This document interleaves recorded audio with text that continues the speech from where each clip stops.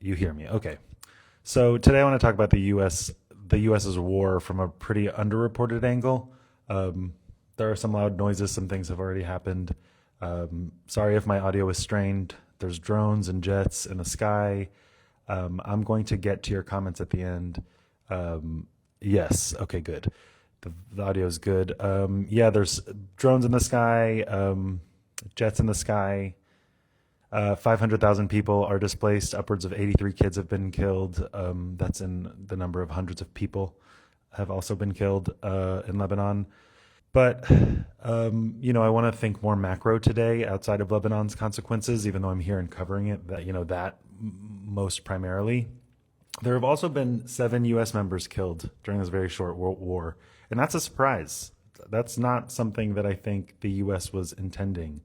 The Arab Gulf has been pummeled with missiles. I'm not telling you anything new. This is all just sort of a rev up for what I'm going to say. Gas is up in the United States. In some places it's $4 more from what I'm reading. The Epstein files, a distant memory. I have nothing to say about that except for this is all connected. We know that, blah, blah, blah. But it's not all connected. It's the same thing, I think. It's the same class of people that make these things happen. And then what else do I want to talk about? Most of us are just struggling to make rent. So we're like, why the hell is this war even happening? And at this moment, the northern parts of the Zionist occupation are getting less warnings from Iranian missiles. The economies of all nations involved, at least at the helm, Iran, Israel, and the US, are all suffering. So I'm going to do some macro thinking about this. I want to just tell you what I've been researching and what I've been thinking about and kind of make it make sense in the ways that we can.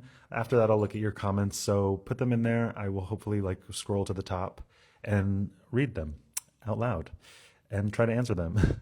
So one thing I've been thinking about is how Americans mostly don't understand why we're at war. And there's been polling about this. There's this recent Reuters, Ipsos, and CNN polling that shows that somewhere between 59% and 73% of Americans disapprove of this. They don't understand what the goals are because they don't think Trump has explained them. And we've read this online. Commentators and analysts have all been like, what is his strategy? Does Trump have a strategy? And it's looking like he doesn't. And I think there are ways to actually pinpoint how that's true. It doesn't seem like he has any idea what to do next. They keep saying all options are open and all on the table. Trump's administration is literally always giving him, this very verbal, Trump has the final say and he knows what he's doing. And it's this real suspicious, sort of sycophantic energy. And I say all of this because this war is expensive. That's the point. What I'm trying to get to here is that the war is expensive, and that's obviously not something that the MAGA Republicans wanted. So when they were campaigning, they basically wanted the opposite of this, which is the first reason why I would conclude that there's no plan, because their original plan was to have America first, right? Not go to war, right? And now they're looking like they're gathering themselves to be in a much more protracted war than they know what to do with. So they didn't have a plan. It was performance from the jump. That's the first clue. Another reason is that this timeline is wonky, like I was getting at. A several-week war is not realistic. We're getting more entrenched every single day. It's more complicated than just a few weeks, and a few weeks then turns into a few years, as we've seen. And then finally, the violence is very focused on collective punishment, and it's involving war crimes as a form of population manipulation, right? They're literally telling us out loud that they're trying to pressure the populations of Iran and Lebanon to do two different things. They really hope that the Iranians rise up and regime change, and they're really hoping the Lebanese somehow pressure Hezbollah to disarm. But if the Lebanese army or the government had the capacity to disarm Hezbollah, they would have done that, and they don't. But then you ask the question, okay, so they disarm Hezbollah, what happens next? What happens to the south? What happens to the territory? Who defends the territory? And what happens to the 500,000 people who are displaced right now? They can't go back to the south if Hezbollah is disarmed and the Zionist military is stationed there. So what happens to 500,000 people on the economy? So that's a way that, the logic of them, using missiles to pressure people to do this sort of thing is also just not realistic. So the projection of them doing that is propaganda. Also in Iran, like, I get the feeling that foreign entities bombing the shit out of you would only really make you sympathetic to the devil you know, which is the government that you're under, no matter how brutal. I mean, a brutal, like, foreign entity bombing your oil infrastructure and making it look like the seventh circle of hell, and also completely destroying desalination plants and jeopardizing millions of people's water is absolutely going to make people's confidence in the fact that this war has any good result probably, like, just crater, right? Like, people are really hoping that not everybody, but a lot of people in Iran who are anti-regime, anti-government are hoping the one idea is that Trump will save them. It's like the Kurds all over again. And they're hoping at least that they get saved, and they're not going to be saved by Trump. So then what happens? It becomes clear that the U.S. is the cause of their misery, and that's the end. That's the end of the story. That's the end of the sentence. But let's really look at how expensive this is, because it's getting really out of hand. So Trump's Operation Epic Fury is literally costing $1 billion a day. I've seen things from $900 million a day to some analysts say it's $2 billion a day. In the first 100 hours alone, there's reporting that suggests that it cost $3.7 billion. There's the CSIS, it's a security, like, data and analysis that I was reading earlier. I can't really, like, place it, but they were saying something along the lines of, like, the cost is driven by trying to replace precision munitions and interceptors, if anyone here knows what that means. Basically what it means is that the initial strikes were using $2 million Tomahawk missiles and interceptors that are called Patriot interceptors, which are like $4 million each. And these were not part of the standard 2026 defense budget, baby. Okay, Trump is going off budget for this war. He's going off budget. Just for context, the 8-year-long Iraq war was about $3 trillion. According to this guy named Kent Smetters, he's the director of the Penn Wharton budget model. It's a very important model. He's one of the nation's foremost fiscal analysts. And he says that the total economic cost of this war could be $210 billion in a few weeks. $210 billion in a few weeks. I don't know how to do math, but $210 billion in a few weeks is likely going to be a lot more than $3 trillion that it took us to get to in 8 years with Iraq. So this is expensive, which to me, if you're going off budget to do something, you don't have a plan. And if you did have a plan, the math is suggesting that your plan isn't working. And this isn't it. The U.S. is also burning through munitions. It's so rapid that, like, countries in Europe and Asia are actually pretty scared right now. They're scared that the Pentagon will be unable to fulfill their existing weapons orders. The fact that the phrase existing weapons orders exists is dystopian as fuck. So the entirety of the weapons trade industry is being impacted right now. And Politico is reporting that European countries have been struggling to rebuild their arsenals after sending all of their weapons to Ukraine. And they're pretty sure that they're not going to be able to ward off a Russian attack. If Russia wants to become opportunistic, or just think about how the front lines of this is affected. This has material circumstances for real people fighting in a war because they're not getting the supplies that they were promised. And then it really leads me to ask the question, well, then why did we send so much to Ukraine now that we're in a war with Iraq? We're absolutely screwing them over. And, you know, I hold my opinion on whether it was good to do that to begin with or not. I'm usually more in the mindset that the U.S. has nothing to give abroad often. It genuinely takes. So just think about that. The Ukrainians fighting this war, the Europeans, they don't have protection over Russia, all because Israel wanted a regime change in Iran. It just makes me shook.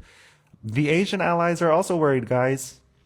Because of America's rate of fire in their attacks, countries in Asia are literally questioning whether all of the bases that protect them from China and North Korea can even really, if they're going to have air defense for those from the U.S. for future situations that go down. Let me make this really clear. There's this, this collective freaking out that without like supplies and collective planning, like the fabric of the world order is not going to sustain. And to get more specific, there's this place called the Stimson Center, and they warn that finite stockpiles of stuff like interceptors that we were talking about earlier, like the Patriot and something called THAAD, those can't be replaced overnight. And if they get exhausted, China moving against Taiwan could be like catastrophic for the whole world.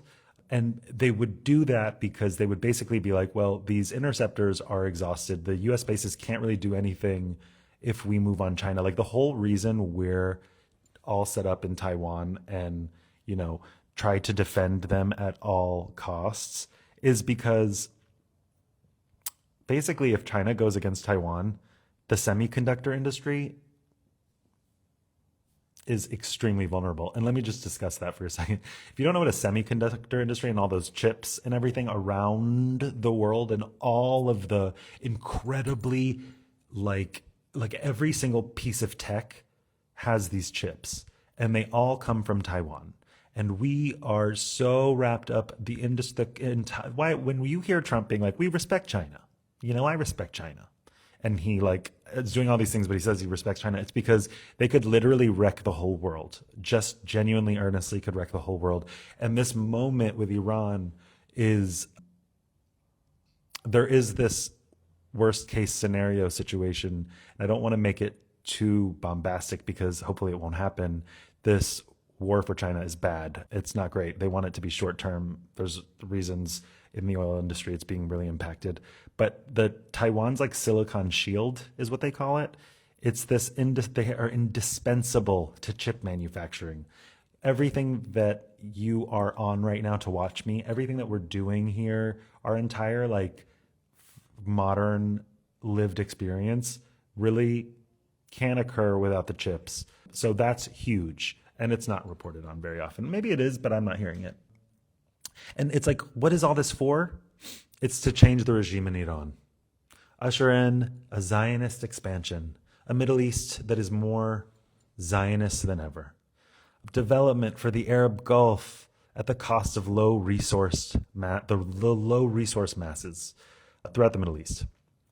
But the gag is, a National Intelligence Council report about a month ago was like, they assessed this large-scale military assault, right?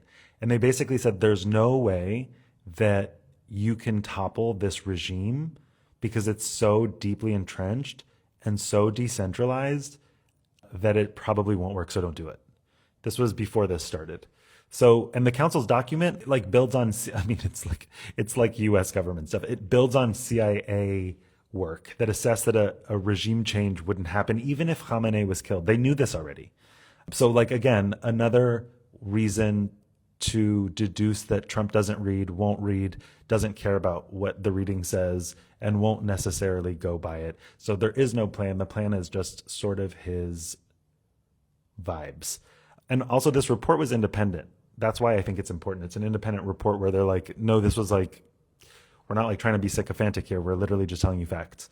And the Brookings Institution also warned about this. So they basically say that the regime's this is where the decentralized part comes in. Brookings Institute does this kind of work. That even if you took out the Ayatollah, the regime is decentralized. So the way that they can resist clearly would challenge this kind of confrontation. It's not confronting them from the air is not gonna get the regime to change. And remember, you guys, when we said this about Hamas, the only thing that Iran really needs to do to win is to survive. That's what they need. They need to survive. Even if the US wins literally every battle, and they are really winning, in the bro way, they're killing people, they're just destroying infrastructure, they're killing schoolgirls. But even if they win these terroristic sort of battles, they lose the war if Iran's regime survives. And all indications sort of point to the fact that they might. They're getting ready to appoint a new supreme leader, and it looks like they already knew who he was. They had sort of, what is that called? What was that show called? Succession. They've had succession plans for decades.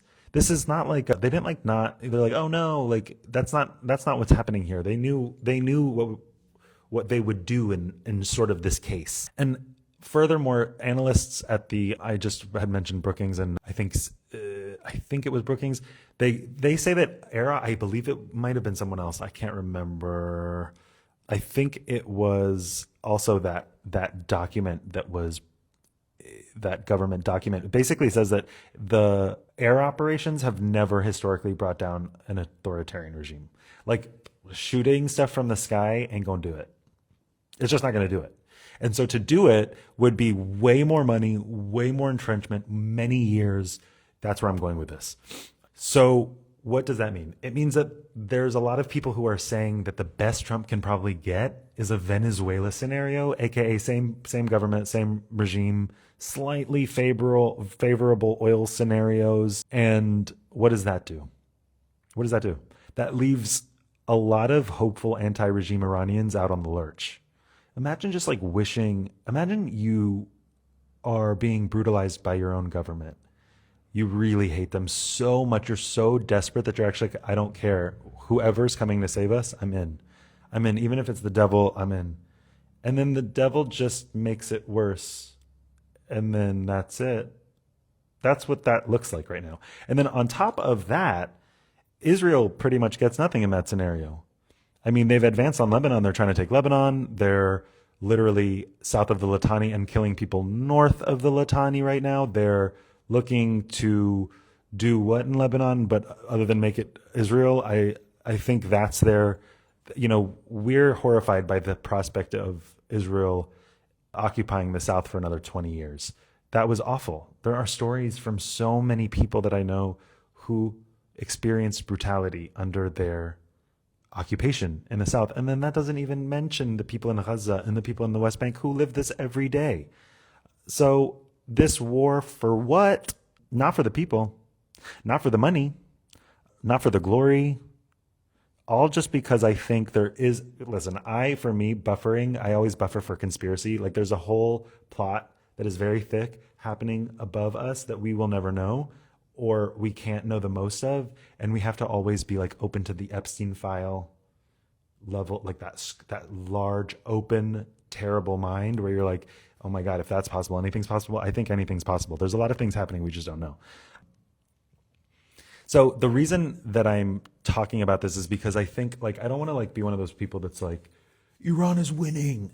It's tempting for leftists to do that, for anti-imperialists to do that. It's tempting for people who have been hurt by the nation, the world's superpower elite, the Epstein class, the Zionists, the supremacists. But that's not what's necessarily happening. But Iran is turning the math of war against the U.S. That is a phrase I really liked. Turning the math of war against the U.S. So the people have been reporting on this, but I think it's just an interesting piece of news, the way to think about it. They've used 20,000 suicide drones. They're called the Shahid series, or one of them is called the Shahid series. And that is to draw fire to literally provoke the $4 million Patreon. Go to my Patreon. To draw fire from the Patriot interceptors, because they are literally we can just have tens of thousands of these suicide drones that are just making you tired, making the US's munitions and all of their supplies tired. And also, you have to think about this. The Iranian missile program, they've evolved. They used to have Scuds, dumb Scud era stuff. Now they have really accurate precision guided munitions. So that's also a calculation. Mayadeen, which is a Hezbollah source, basically said that on March 7th, Iran successfully targeted and destroyed a critical $300 million AN/TPY-2 radar system in Jordan. The reason that's interesting is because it allegedly blinded a portion of the US THAAD missile defense work. And that was like just a critical way that Iran is putting up a fight that I think from what I understand, the US saw could happen. I think, but still is surprising on the level of that it's happening, and that also that like 20,000 like sort of suicide drones. It's just like a strategy that I think, like, what does Trump know? What does the Trump sphere understand? Also, Iran disrupted the Strait of Hormuz. It's like a kill switch. It's how we got the $210 billion number from Penn Wharton's budget model. It's like all of these calculations are coming together to make for a very expensive war, which, in my opinion, shows that if you're going off budget, you don't have a plan. Girl, I go off budget on every little plan I do, and you know why? Because I don't have a good plan. That's what that means. I think my overarching point here is that like gas is going up. The Epstein files feel like a distant memory. Every day I speak, I feel like I'm closer to having problems with my freedom of speech. And I don't feel like we have anyone that isn't a batshit corporate crony who's even in the running to save us from any of this. And ultimately, the plan for this war, as I'm in Lebanon right now, like literally hearing crazy stuff, the question I have is, when does this end? How many people does it destroy? And what does anyone get out of it in the end? And it looks like there's really not a winning. There's no winning here for anyone. I'm going to start going to your all's comments because those were most of my notes. I just wanted to kind of tell you some interesting facts that I had been reading. Oh no, I think my audio is okay. Let's see. Yeah, BBC is, you know, BBC is going to give you a very British perspective. And I say British, I mean like not culturally, like governmentally. How many people are displaced in Lebanon? I think it's underestimated. The latest I've seen is 517,000 people. I know like upwards of 100,000 were from Beirut and the surrounding areas in just the last few days. Let's see. There is zero plan. His latest explanation to Congress was that he had a feeling. Did you guys see the presser he did on Air Force One? It was so weird. All of his like cronies, his administration, they're so sycophantic. They all are like, it's like they all feel, it almost feels like they're trying to like pacify Stalin. And it's like Trump, you know what I mean? Like one thing about him feels intimidating other than the fact that he is legitimately in charge of the world in many ways. Lindsey Graham coached Bibi. Oh, yeah, I heard about that. Lindsey Graham was coaching Bibi on how to convince Trump to strike Iran, and he was providing intelligence to Bibi. This ladybug, I won't go there, but that man is insane. He was on Fox News the other day, and he was talking about how he was getting his like 23andMe done, his blood work done, and they were like, what do you think you're, because you know how those DNA tests work? And he was like, I don't know what I am, but I hope I'm not Iranian. And even the Fox commentators were like, that's insane to say out loud, because there are Iranian Republicans that are Zionists. I've seen figures too for the costs that are the same. They will ask Congress for $15 billion, but I also heard $150 billion. Yeah, the Epic Fury Epstein files, I've heard of that.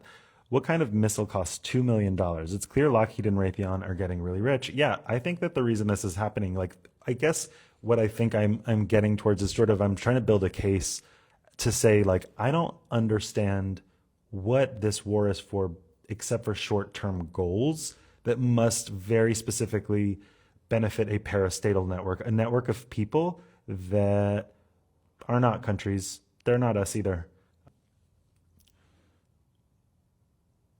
Yeah. So someone is saying that they will use Philistine Hurra is saying that they will use "We Are in War" as a bypass Congress to approve $150 billion. People have heard the same in the comments. Yeah, the depleted stockpile and the radar is being taken out. You know what? Guess what just happened? The electricity went out. That means that this is over. I love you guys and pray for us here in Lebanon. في فسولي على الأم لو استمعت الأم